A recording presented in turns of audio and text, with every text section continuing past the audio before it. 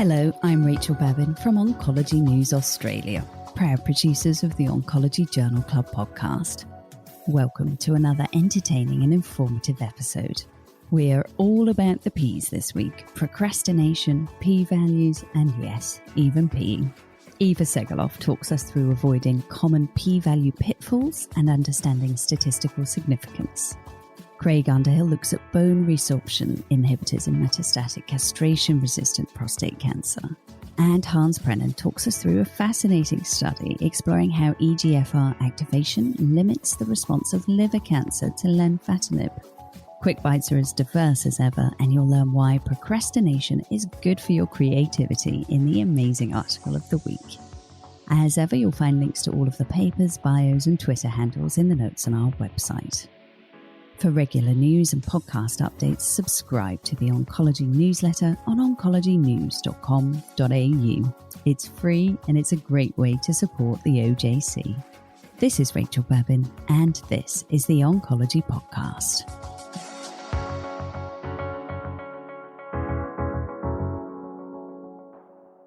G'day, g'day, g'day. What a crazy world we live in. We're some of us in lockdown in Australia.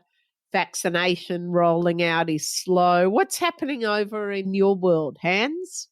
Yeah, actually, it's summer here, but you would not say because it has been raining so much. You maybe heard on the news that there was flooding everywhere. It's something we've never seen before. And it keeps on raining. It seems like I live in a tropical place now because we have a rain season now. Wow. And how are you, Dr. Underhill? You're stuck on the border. Can't work out if you're in lockdown or not, or is it lockdown versus lockdown? Oh, no. Well, currently we're in quite a severe lockdown and people can't cross the border apart from the 5 reasons. So we're more locked down than you are in Melbourne at the time we record this, Eva. Wow. How's the vaccination going in Belgium and in Europe generally, Hans? I must say we were the worst student of Europe and now we're the best student. So we have a lot of, I think about 70% of adult people are vaccinated.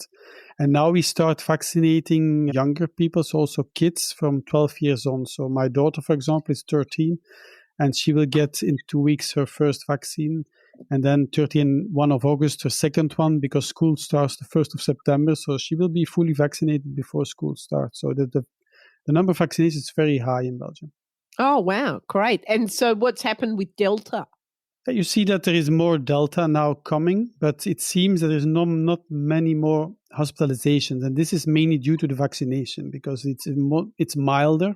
We're still scared about that group that is not vaccinated because these ones can still get into the hospital, of course. But you see that it's much milder when they get infected. When they're vaccinated. When they are vaccinated, indeed. Yeah, it's a pity countries like the US can't learn that lesson. And, of course, Australia is a bit hangs its head in shame. Well, from things COVID to things cancer, we've got a great episode because lots of interesting things to discuss. So, Hans, what are you doing with yourself in Belgium these days?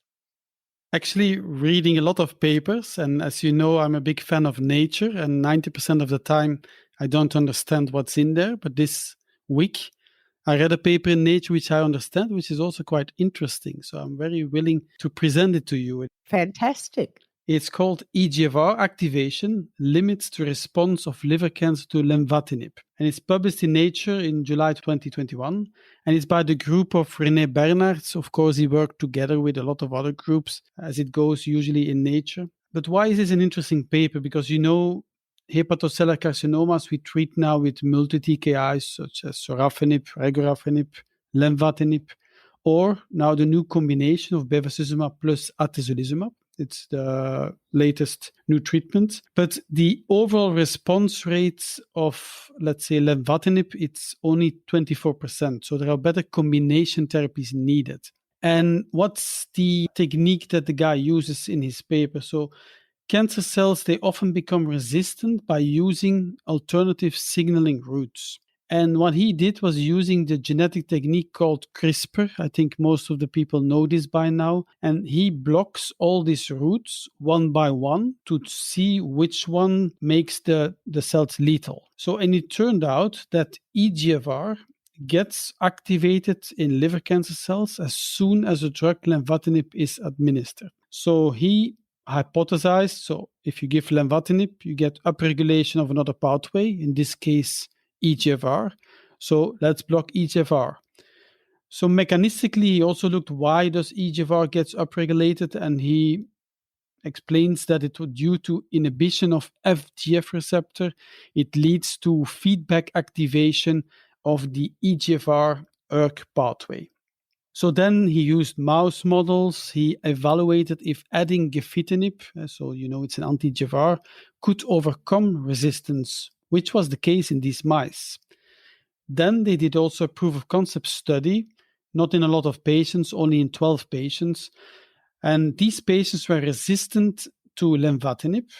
And they also checked for the levels of EGFR by immunohistochemistry. And when they had high levels, which was about 50% of the patients, so 1 out of 2, then he gave the combination of lenvatinib plus gefitinib. And 4 out of 12 patients responded. So it's not the holy grail, but I think it might be a promising approach, but you have to know in which patients you get upregulation of EGFR. And of course, we don't know for how long it works, why it works in 4 out of 12 and not in the 8 other ones, etc. But I always like this kind of papers where they start from scratch and then test it in mice, test it in patients, and let's hope it gets into bigger clinical trials now. Yeah, that's truly translational, isn't it? I do worry it's sort of artificial, one thing at a time, and we're trying to make something very complex to drill down, but very elegant experiments. He did this also in the past in colon, in BRAF mutants, etc. And sometimes it works out and sometimes it doesn't. So let's see in the future whether this combination might be promising. So Craig, what have you got for your main paper today? So Eva, I have an interesting paper called Association of Concomitant Bone Resorption Inhibitors with Overall Survival Amongst Patients with Metastatic Castrate-Resistant Prostate Cancer and Bone Mets receiving abiraterone with prednisolone as first-line therapy. So this is from JAMA Network, published recently, and it's basically an international collaboration. It's a retrospective cohort study from 745 patients from 8 hospitals in Canada, Europe and the US, done in mid-2019 for men with castrate-resistant prostate cancer with bone mets receiving abiraterone and prednisolone as first-line therapy between 2013 and 2016. This is quite contemporary practice, and looking at whether they'd received or not concomitant bone resorption inhibitors. So that could be zoledronic acid or denosumab. And they basically, it's quite a stark conclusion. So, of course, the problem with this study is it's a retrospective analysis, but basically patients receiving the bone resorption inhibitors had significantly longer overall survival compared with those in the abiraterone acetate alone cohort, 31 months versus 23 months, so quite a big difference. The benefit was greater in the high volume versus low volume patients. There was a shorter time to the first skeletal related event, and the risk of the first skeletal related event was more than double in the subgroup with low volume disease who didn't get the bone resorption inhibitor. So, with the caveats of the retrospective nature of this study, a fairly stark benefit. And there was an accompanying editorial, use of bone resorption inhibitors in metastatic castrate-resistant prostate cancer 20 years later. And the answer is still yes. Okay, hang on. Who wrote the editorial and what was their conflict of interest? You know this question will be coming now every time. I did warn you. No reported conflicts of interest. Ah, good. Excellent. From Samuel U. Takvorian and Naomi Huss from Pennsylvania. Fantastic. What did they say? They said it's really important that we use these bone resorption inhibitors. And one of the interesting conclusions from the study was actually fairly low prevalence of their use. So then patients aren't getting this universally, that we should, if there's no contraindication to their use, that we should be incorporating them into practice. They talk about the difference in costs between zoledronic acid of $140 US versus $29,000 for denosumab. So that maybe, denosumab still has a role. So again, people can click on the link for some more detail. It fits with a study that we talked about in our GU post-ASCO special. And Lisa Horvath talked about a study called Peace 3, which was a randomized clinical study, which again came to similar conclusions that it was important to use a bone-protecting agent in men with metastatic castrate-resistant prostate cancer and bone mets. So, there's two studies, one retrospective, one prospective from this year. Basically a reminder that we shouldn't forget about these drugs as supportive agents when we're treating men with prostate cancer with either hormone agents or chemotherapy. And what a difference a patent makes, huh? Yeah, wow. It's a huge difference in the cost. Yeah. But bones are so important, especially now patients are living longer and longer. So that nicely links into the main article I presented last episode, looking at the duration of adjuvant hormone therapy in women with early stage breast cancer. So, Eva, Hans here. Do you have a main paper for us? Yes, Hans, I do.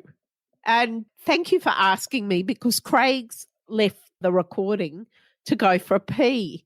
And that directly links into my paper, which is an editorial, Understanding Statistical Significance and Avoiding Common Pitfalls. And it's all about the P value.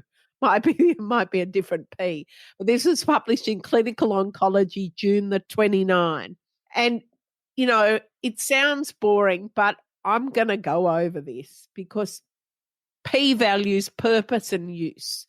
So clinical trials, studies usually start with the null hypothesis. So this means the population under consideration, and the null hypothesis is a statement of no difference or no association. Then we apply a significant test, and that integrates the information about the sample size, the size of the observed effect, and the degree of variation in the data to then estimate the probability that obtaining the result we've seen is, in fact, true for the population if the null hypothesis was true. So the estimate of the p-value is between 0 and 1. It can't ever be 0 and it can't ever be 1 because you can never be sure. If it is either of those values, it's due to rounding up. And it says that it's actually a signal to noise indicator, a measure of the strength of the belief in the null hypothesis. So a high p-value, failure to reject the null hypothesis. The smaller the p-value, it becomes increasingly unlikely we would have obtained the data that we did if the null hypothesis was true. Now, it goes on to say that no evidence of an effect is not evidence of no effect. I love these papers. It's all in the semantics. So a high p-value does not disprove the probability or the possibility there's a true difference. It just says that our sample data do not demonstrate one with certainty. So failure to reject the null hypothesis does not equal acceptance of the null hypothesis. All right. And just as a high p-value doesn't prove no difference, a low p-value does not prove that there is a true difference. It just says it's more likely. So dichotomization is the issue. The magic 0.05 that is used to say 0.049 significant, 0.051 not significant. The paper says it's reinforced so that the collective psyche, it's a gatekeeper dividing results into those worthy of attention and those that are not. But they said in reality, it's a continuum. And it's very unfortunate that this arbitrary standard of one value has even extended into publication bias. So this editorial or commentary suggests that we need to think beyond the p-value. We need to use perhaps Bayesian decision analysis. That's an approach where the consequence of the false positive and the false negative errors can be quantified, and you can make a trade-off with the overall goal of maximizing benefit. So again, always important to remind yourself about the p-value and what it means. And the editorial or discussion goes on to say we should move into a post-p is less than or equal 0.05 era and maybe dispense with p-values altogether. So summary of their recommendations is to not describe a p-value as positive or negative. Use the absolute numerical form. Of course, provide the point estimate and the confidence intervals, which give it a more depth interpretation. Do not use p-values in isolation to mean no difference or to claim replication failure between studies. Give due consideration to the extremes of the interval estimate. So wide confidence interval, it doesn't really matter what the p-value is. It may have very little real life implication.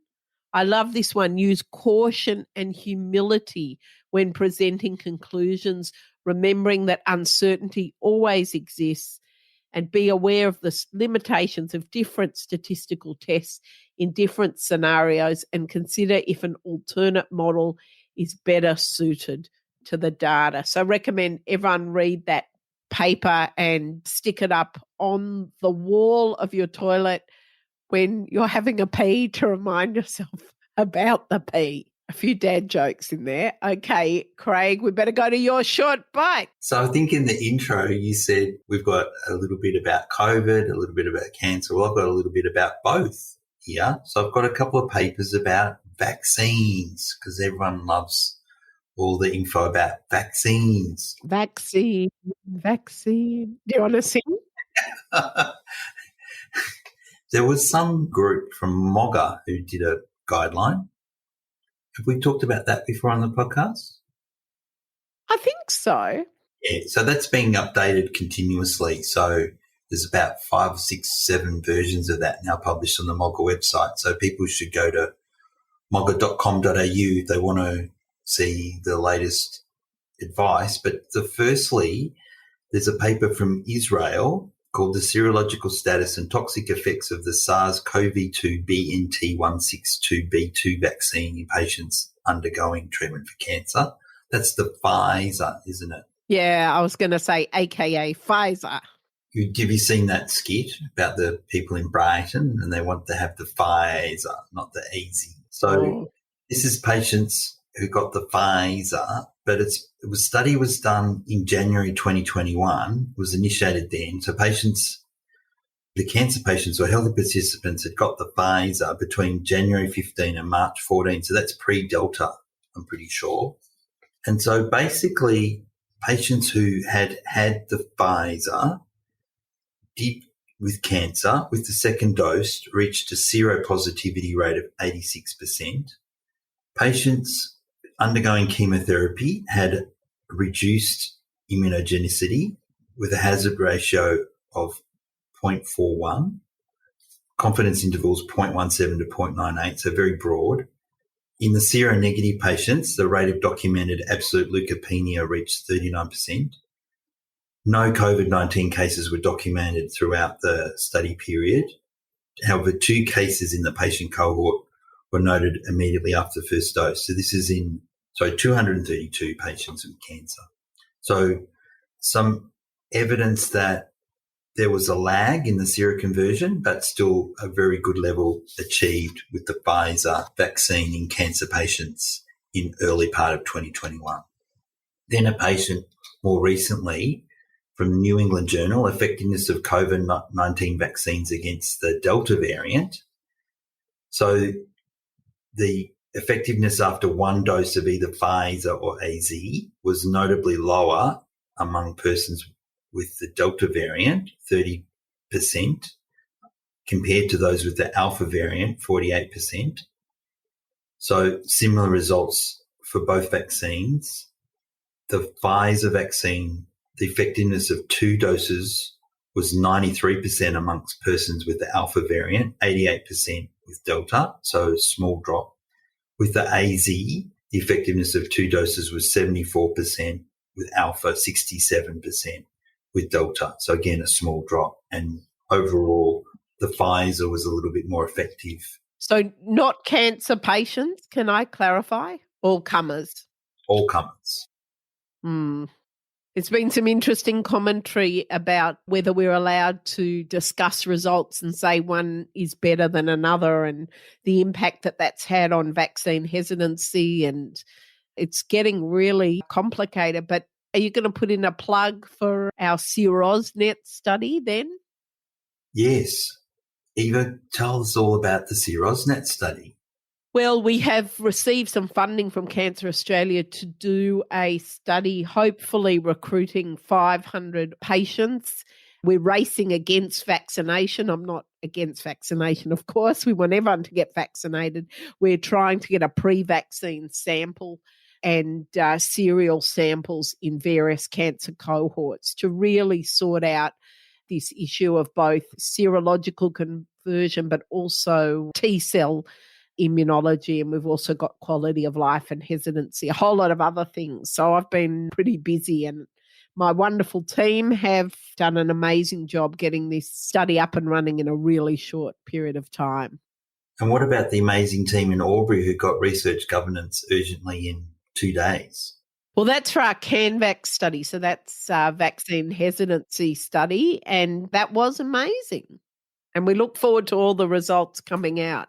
And we can have a special version of the potty. Good on you. Well, I do my third quick bite. Please do. I'm going to test your knowledge now.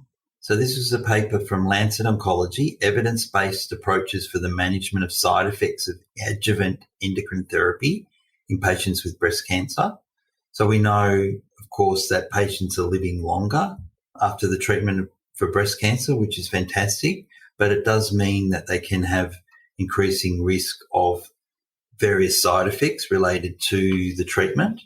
And, this can be a particular issue, for example, in premenopausal young women who undergo treatment to ovarian ablation, etc., which can bring on an early menopause. So this paper sets out the current state of knowledge of management based on evidence for these adjuvant endocrine therapy side effects and grades the various interventions according to preliminary evidence of efficacy or compelling evidence of efficacy. So, Eva, I'm going to test you out now. So in managing fatigue, preliminary or compelling? Cognitive behavioural therapy. Compelling. Very good. Physical exercise. Compelling. Self-administered acupressure. Oh, that'd have to be preliminary, I reckon. Yoga and mindfulness. I'll help you out here. That's in the middle. Oh, we've presented on that in OJC, I think one of the very first episodes. Okay, well, they rated that as moderate. Musculoskeletal symptoms, acupuncture. Yeah, that's established. Yeah. Aromatase inhibitor switch. Preliminary. We do it all the time, but I don't think there's a lot of data. Is that right? So got moderate for that. Okay. Shengjiangai granules. Oh, I'd say that's rubbish. It's preliminary. Yep. Can I talk about sexual dysfunction? Of course. This whole episode's full of peeing and other relevant things. So, yep.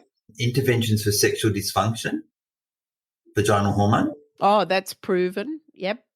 Good data. Vaginal lidocaine. I'll put that in the middle somewhere. Yes. Vaginal lubricants. Yep, proven. Yep, good. Weight gain. Cognitive behavioural therapy. I nearly presented an amazing article on that. Yep, that's correct. Proven, yeah. And cognitive behavioural therapy? I reckon that wouldn't work at all. No. That's compelling. Oh, okay, right.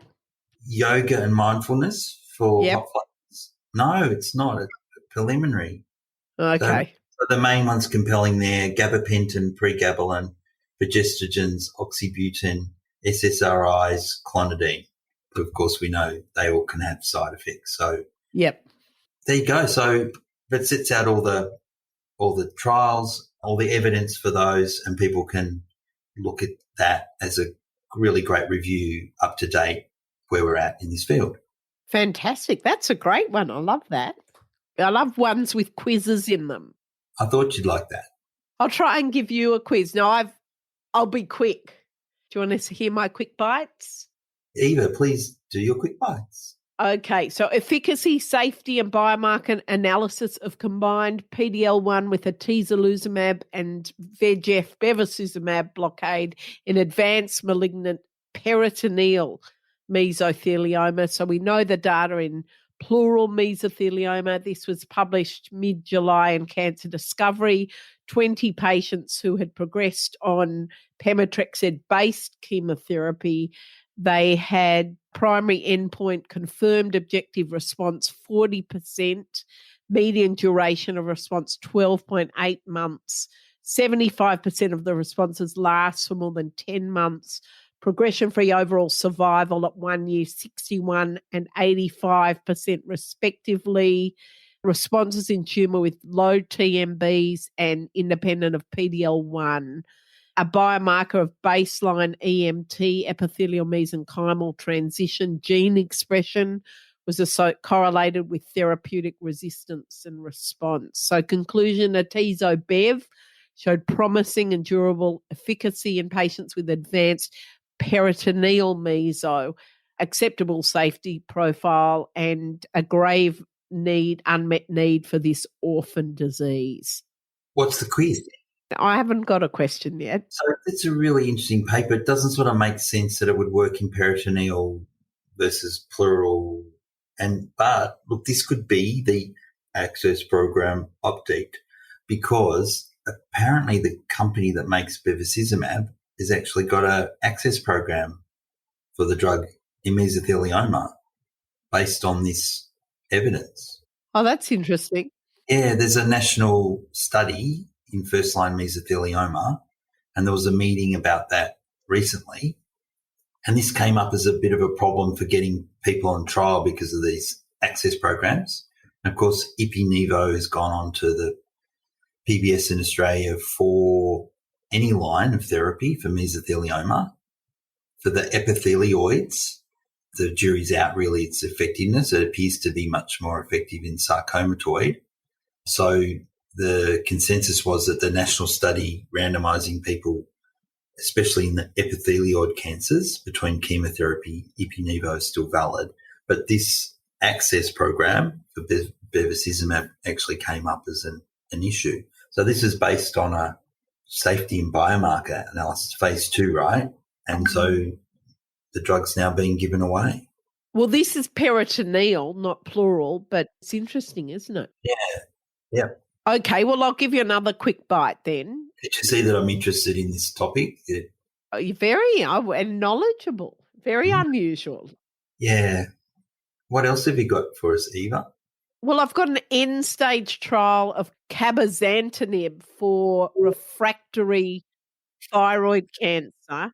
This is patients with either papillary or follicular or any variant of differentiated thyroid cancer post-radioactive iodine, previous lenvatinib or sorafenib, and up to at least 2 VEGF tyrosine kinase inhibitors. And this was a phase 3 double-blind placebo trial randomizing 2-to-1 to cabozantinib or placebo. Median follow-up 6.2 months. And here's a good one for P values. Okay. So they said at the interim analysis, the primary endpoint of progression-free survival was met in the intention to treat population. So cabozantinib showed significant improvement in PFS over placebo. The median was not reached. So 5.7 to not estimable versus 1.9 months, a hazard ratio of 0.22. 96% confidence interval, 0.13 to 0.36, P less than 0.0001. But 1.9 months is 2 months, 5.7, but we're talking median. So clearly there's some great benefit in some patients. So that's why on that P value, probably it got into Lancet Oncology. Of course, lots of toxicity with cabozantinib. So we really have to think carefully about using that, I think. It's all about picking the patients that will help. And that leads me to my next short bite topic, the right to try expanded access use, project facilitate and clinical trial reform, published in Annals of Oncology. And part of the reason of presenting this is one of the authors is Vivek Subbiah, and he's my Twitter account of the week. So if you don't follow Vivek, he's a real guru and lots of followers and makes lots of excellent commentary. But it's a paper discussing expanded access use or compassionate use, and then the newer legislation in the US, the right to try, and just thought that was interesting given your comments before about the impact of access programs, which are made at a sort of commercial level by companies and don't necessarily fit with clinical trials and sometimes can really stuff up clinical trials. So it's another bit of complexity. So talking of complexity, here's my quiz. Here's my quiz short bite. Okay. This was a perspective piece published in Cancer Cell July 12, and it's called Artificial Intelligence for Clinical Oncology. So true or false, Craig, the concept of AI was formalized in the 1950s. True. Yeah, it was. It was originally defined as the ability of a machine to perform the task normally associated with human performance. And he wrote the 5 books of robotics. Yes, that's right. Him too.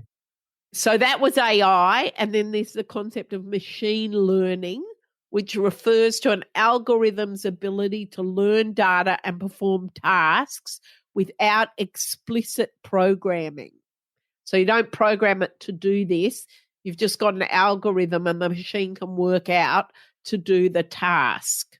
So there are shallow learning algorithms, including earlier generalized linear models such as logistic regression, Bayesian algorithms, decision trees, and ensemble methods.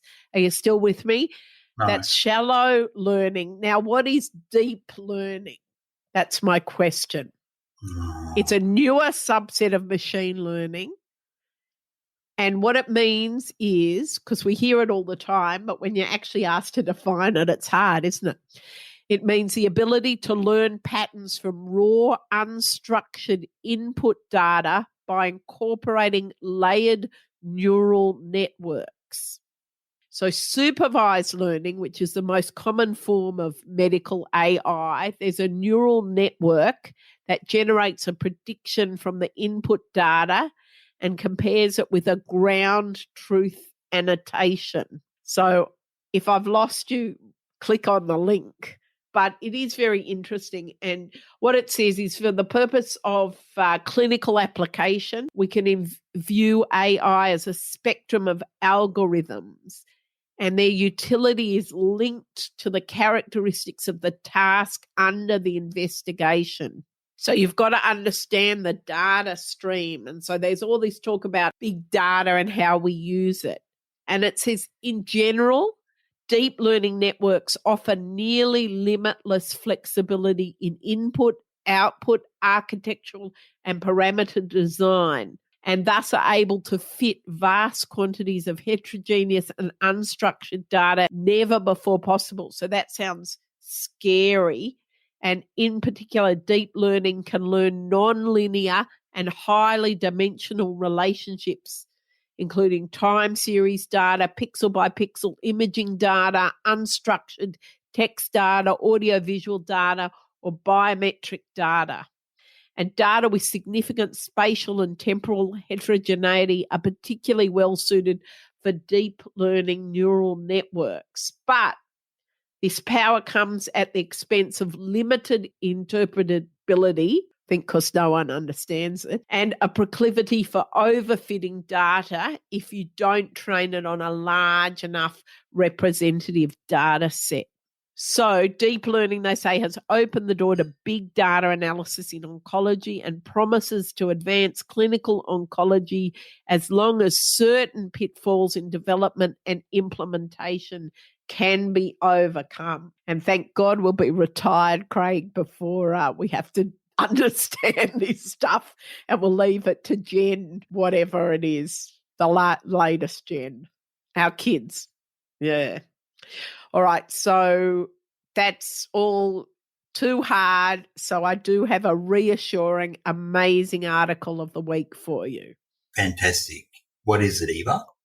Okay, so this was published in the Academy of Management Journal, and it's from out of both Yale University and University of Pennsylvania. And the title is When Putting Work Off Pays Off, the curvilinear relationship between procrastination and creativity. And it says, although it's widely assumed that procrastination is counterproductive, actually, if you delay task progress, you may be more creative. So they actually did an experiment where they tempted participants to engage in various degrees of procrastination by making different numbers of funny YouTube videos easily accessible to these people who were supposed to be solving business problems. So I guess they had no trouble recruiting to their trial. And they found that the people who looked at the videos were more creative in their business solutions than the people who just stuck to the task and ignored the funny videos. Amazing. I'm going to just keep procrastinating then. So there you go. You can quote that if anyone tells you off for watching funny videos in the middle of your meetings or sending gifts or mucking around. It's okay. Fantastic. You heard it here first. So Hans, you have some quick bites for us.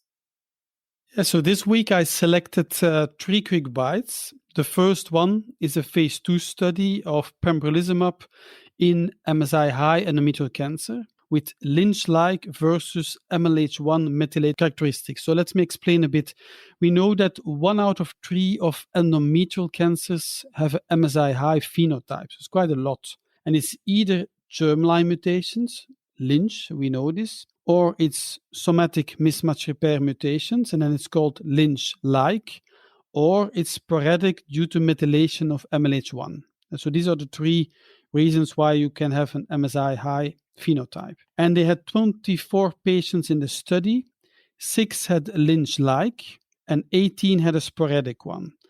And the question is whether immune therapy pembrolizumab works better in one or the other. And what they found was that in the Lynch-like, there was also higher TMB. So, and this also relates into better outcomes than sporadic when they were treated with pembrolizumab. So it means that they do better when you have somatic mismatch repair mutations than when you have methylation of MLH1. Of course, it's a small study, but I think it's a very interesting one. The second paper I selected, it's the combination of tremelimumab plus durvalumab in hepatocellular carcinoma. It's a phase 1-2 study published in GCO very recently, July 2021. It's a combination or monotherapy of anti-CTLA4 plus an anti-PD-L1. So this combination we know already from melanoma, but it seems that the combination showed response rates of 24%, which is, I think, quite promising. Of course, there's a big cost, but this is in every combination, but it's a promising combination, I think, for the future. The third one is a very interesting paper, I must say, because I'm very surprised that the people did it. It's also published in Lancet. I think it's from the UK, and it's called Central Venous Access Devices for the Delivery of Systemic Anti-Cancer Therapy. And I think it's the first randomized trial that I see so big, where they compare PICC catheters with Hickmans, with ports as line for anti-cancer therapy. It's a study that lasted 5 years in more than 1,000 patients. And they found that ports were superior to both PIC and Hickman with the least complication rate and most quality of life. I agree with this, Eva, but on the other hand, I think there's a small group of patients that have a very short period of treatment that you could still use PIC catheters and don't have to place a port. That's a bit my opinion. The 3-month adjuvant Volfox is a tricky one, isn't it? Yeah, but if you give, let's say, chemoradiography for esophageal cancer, you can also place a PIC catheter to give you weekly carbotaxol, and then you don't have to place a port. Of course, in tumors that you have a very high relapse rate, you will need a port anyhow afterwards, or a lot of chances, and it's maybe better to place a port. But then you're quite negative, of course. Yeah, so we were just talking before about the Olympics and the swimming, right? So Australians love to go swimming. So my patients hate PICs because they're always off to the beach. Might not be such a problem in Belgium. No, indeed, yeah. But that's great data. I'm definitely going to look that one up. What about you, Craig? Are you a port or PIC? Certainly we don't use Hickmans. They're really in the domain of hematology, sort of acute loop patients. Yeah, we use Hickmans when you use also parenteral nutrition, and then sometimes better to use a Hickman catheter, but it's very rare, of course. Well, in the adjuvant setting, we tend to use a PIC because it's easy to remove, put in and remove. So if it's, treatment for a defined amount of time, but if this patient going to be on palliative treatment for a considerable period of time, then we usually go with an arm port, slim port, so a small subcutaneous port that can be put in radiology. Oh, that's interesting. You use the PICs for a 6-month adjuvant period? Usually we'll favour a PIC. Wow. Because, putting the ports in and removing them again, it's another procedure, and it's much, we can generally get a PIC in straight away. It's easy to pull out if Yeah, it's just the quality of life I worry about for the patients. So I agree. It's a very short time or continuous infusion, not a question. But yeah, must be quite a variation around the world in how it's used. But yeah, for example, in the Netherlands, they never use ports. So historically they try to give as much oral as possible. And if they need to, they sometimes play PICs, etc., but they don't use ports. Or almost not. Very interesting. Well, thank you. This has been OJC podcast. It's been a pleasure. This is an episode full of P's, peeing, P values, and procrastination. So it's time for us to ping off. Thank you. Bye, Hans. Bye. Hands off. Bye, Craig, also known as Hans. Bye, Eva. Thanks, Rachel. Thanks, everybody. See you next time. Bye for now. Bye. You've been listening to the Oncology Podcast. If you enjoyed today's edition and would like to subscribe, head over to our website, oncologynews.com.au, and sign up to our newsletter. Thanks for listening.